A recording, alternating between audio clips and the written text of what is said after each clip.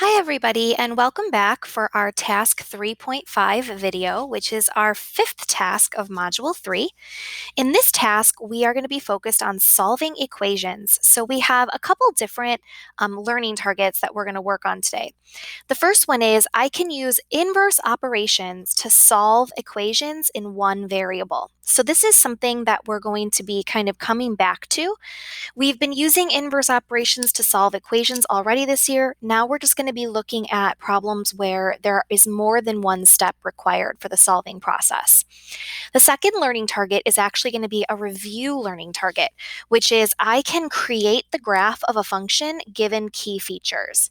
So we're going to be graphing today using key features that we're going to figure out by looking at the equation of a function. This is a review from Module 2. And finally, I can write the equation of a linear function given multiple contexts. So if we have a point and a slope, 2 points, or a graph. And again, this is a review from Module 2, but it's something we're going to kind of bring back today and do a little bit of a recap. So let's start with the newest thing, which is I can solve two-step equations.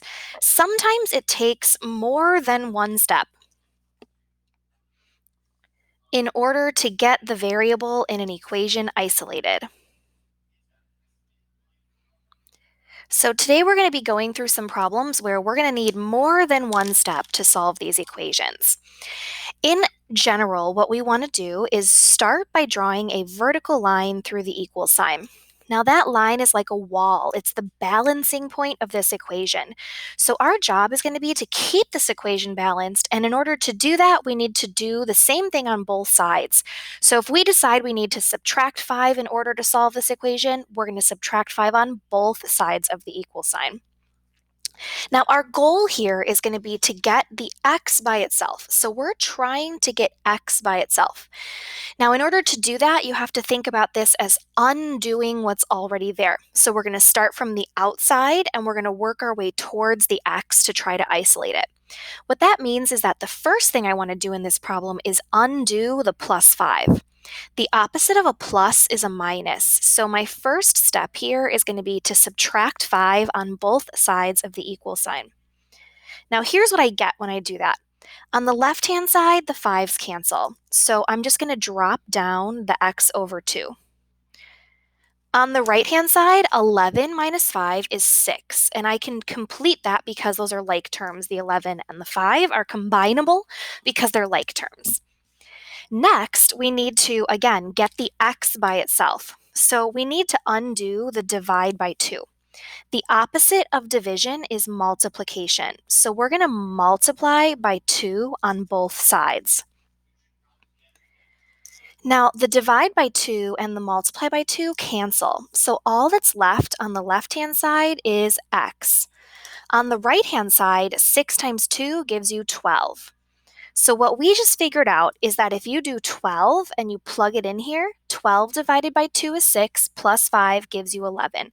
So 12 is the solution because it is the number that satisfies the original equation. If you plug it in, you're going to get 11 as your answer. For problem number 2, again, we're going to start by drawing a vertical line through the equal sign. Now, step number 1 here is going to be to get rid of this fraction. So in this problem, the x is trapped in the numerator of the fraction. So is the 3 and so is the 5. So I can't do anything else until I get rid of that divide by 2. The opposite of division is multiplication. So I would multiply by 2 on both sides. When I do that, the 2 cancels on the left, and I'm just going to drop down the 5x minus 3. On the right-hand side, 21 times 2 is 42. Next, I need to, again, get x by itself. So I'm going to add 3 on both sides, which means the minus 3 and the plus 3 cancel. So I'm just going to drop down the 5x. The 42 plus 3 becomes 45. Last but not least, I need to get rid of that 5. So since that says 5 times x, I'm going to divide by 5 on both sides because division is the opposite of multiplication. And that means that the 5's cancel on the left, so I get x equals 45 divided by 5 is 9. Now I can check my answer by just plugging it back in. So if I put a 9 here, 5 times 9 is 45, minus 3 is 42, divided by 2 is 21. So it does end up satisfying the original equation. Let's take a look at number 3. So in problem number 3, again, I'm going to start by drawing a vertical line through the equal sign. Now in this problem, my first thing I need to do is get rid of that plus 9, because again, I can't start with the 5, since that's closer to x. I start farthest away and I work my way towards the x. So I'm going to start by subtracting 9 on both sides. When I do that, the 9's cancel, so I just get 5x equals 24 minus 9 gives you 15. Next, I need to undo the 5x. So the opposite of multiplication is division. I'm just going to divide by 5 on both sides, which means the 5's cancel, and I get an x equals 15 divided by 5 is 3. Again, I can check my answer by just taking the 3 and plugging it back in. So 5 times 3 is 15, plus 9 is 24. Therefore, it satisfies the original equation. For problem number 4, I'm going to draw a vertical line through the equal sign. Now in this problem, I'm going to start by adding 4 on both sides because the opposite of minus is plus, which means I get 4y equals, the negative 4 and the plus 4 cancel. 16 plus 4 gives you 20. Then I'm going to divide by 4 on both sides because the opposite of multiplication is division, which means I get y equals, these 4's cancel, and 20 divided by 4 is 5. Again, I can check my answer by just plugging in the number 5. So if I put the number 5 there, I get 4 times 5 is 20, minus 4 gives you 16. So I get a number that satisfies my equation. For number 5, again, our goal is to get the variable by itself. I do want to point out that in this problem, the variable happens to be on the right-hand side, and that's okay. We're still going to try to get z by itself. So what that means is the first thing I'm going to do is undo the minus 7. The opposite of minus 7 is plus 7. Now, negative 1 plus 7 gives you 6, and on the right-hand side, the 7's cancel. So I just get z divided by 3. Now, the opposite of division is multiplication. So I'm going to multiply by 3 on both sides of this equation. That means that the divide by 3 and the multiply by 3 cancel. So I get z equals 6 times 3, which is 18.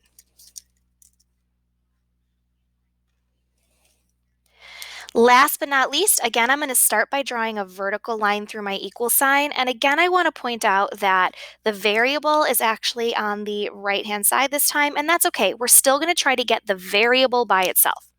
So just like in problem number 2, there's kind of this big fraction here, which means the first thing I need to do is get rid of this divide by 3. So in order to do that, I'm going to multiply by 3 on both sides. When I multiply by 3, negative 16 times 3 is negative 48. And on the right-hand side, the 3's cancel. So I just get 4d minus 12. Now I'm going to start by adding 12 on both sides because I need to get rid of the minus 12.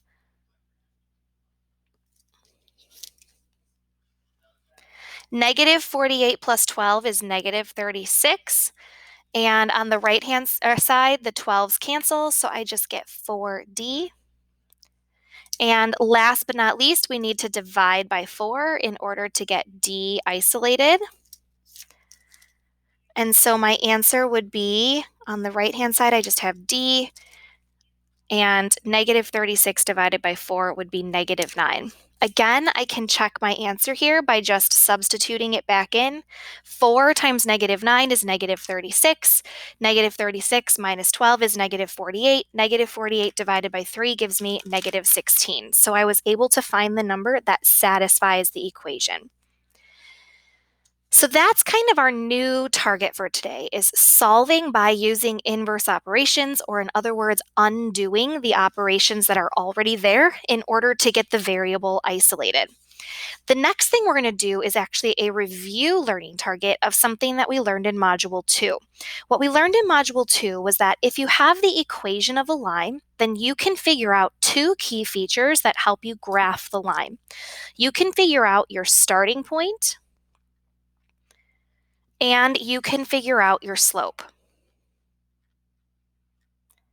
Now, your point is going to have two coordinates. It's going to have an x and it's going to have a y. In order to find the x coordinate of the point, we look for a parentheses by the x in the equation. If there's no parentheses, like for example in number 8 there's a parentheses, if there's no parentheses like in number 7, then that tells me the original value would have been 0 because I didn't need to adjust to get back to 0. To get the y coordinate of our ordered pair, all we do is we look at the number that's being added or subtracted that's not attached to x. So in this case, that would be the number 5. To figure out your slope, you're going to look for the number that's being multiplied by x, which in this problem is the -2. And I always find it easier to graph if I rewrite that as -2 over 1. So now what we're going to do is graph our starting point, so 0, 5.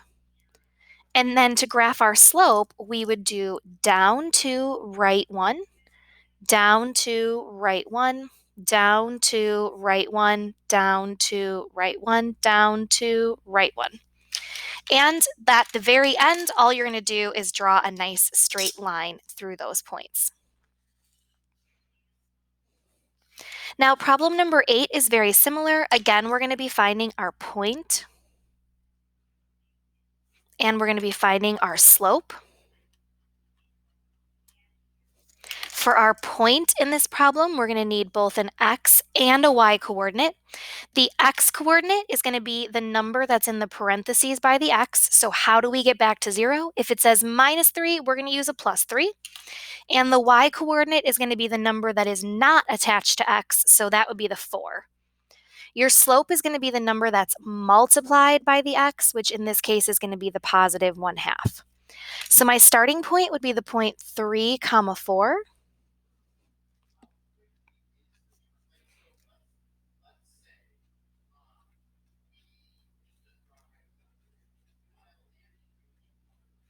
Same thing here, starting point.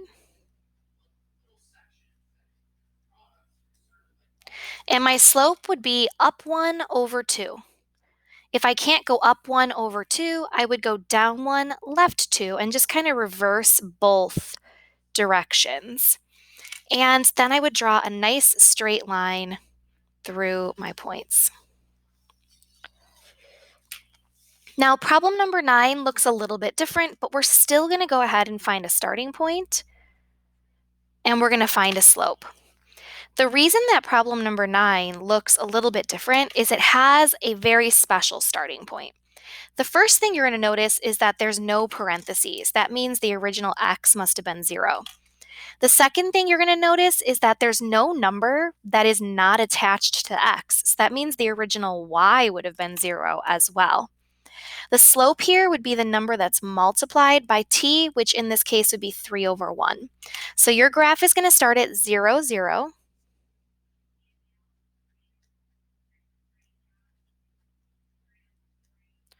And your slope is going to be up 3 over 1, up 3 over 1, or you can go down 3, left 1 if you run out of room.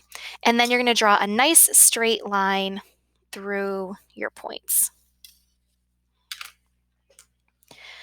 So that's the first review target for today. And if you need more help with that, we can definitely go back and review some of the stuff from Module 2, which might help you. The second review target for today is to write linear equations. So sometimes instead of graphing them, I'm going to ask you to write them. Problem number 10 says write the equation of the line that passes through the point -2, 6 and has a slope of 4. So in this problem, we said the best way to start is by making an XY table. Now they're telling me in the instructions here that the ordered pair that goes in the table is -2 and 6. And they're also telling me that the slope is 4. Now slope is just another word for pattern.